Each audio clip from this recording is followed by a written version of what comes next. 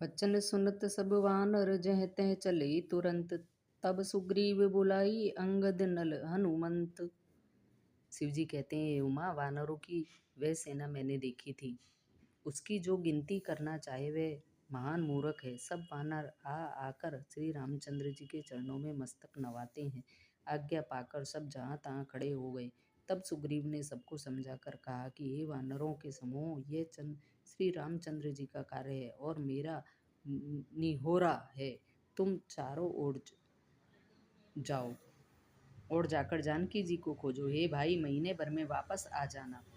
सुग्रीव के वचन सुनते ही सब वानर तुरंत जहाँ तहाँ चले गए। तब सुग्रीव ने अंगद, नल, हनुमान आदि प्रधान प्रधान योद्धाओं को बुलाया और कहा, हे धीर बुद्धि और चतुर नील, अंगद, जाम्बत और हनुमान, तुम सब श्रेष्ठ योद्धा मिलकर दक्षिण दिशाओं को जाओ।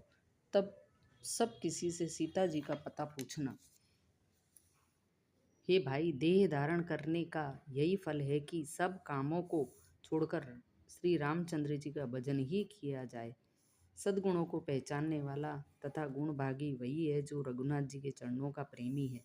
आज्ञा पाकर और चरणों में सिर नवाकर श्री रघुनाथ जी का स्मरण करते हुए सब हर्षित होकर चल दिए।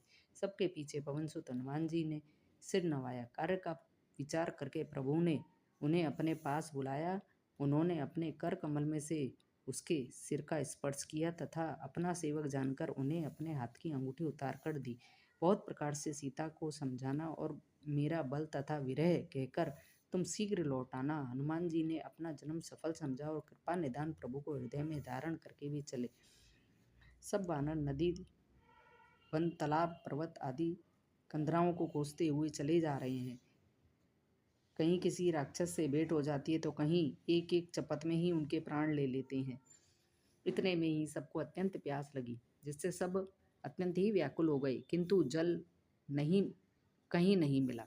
उन्होंने पहाड़ी की चोटी पर चढ़कर चारों ओर देखा तो पृथ्वी के अंदर एक गुफा में उन्हें एक कौतुक दिखाई दिया। उसके ऊपर चकवे, बगले और हंस उड़ रहे थे।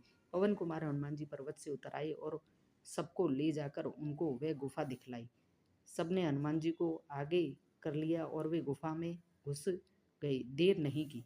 अंदर जाकर उन्होंने एक उत्तम उपवन और तालाब देखा जिसमें बहुत से कमल खिले हुए थे। वहीं एक सुंदर मंदिर है जिसमें एक तपोमूर्ति स्त्री बैठी हुई थी। दूर से ही सबने उसे सिर नवाया और पूछने लगे, अपना सब वृतांत कह सुनाया। सबने स्नान किया, मीठे फल खाए और सब उनके पास चले आए। तब उसने अपनी सब कथा कह सुनाई। मैं अब वहाँ जाऊंगी जहाँ रघुनाथ जी हैं। तुम लोग आंखें मूंद लो और गुफा को छोड़कर बाहर आओ। तुम सीता जी को पा जाओगे, पछताओगे नहीं।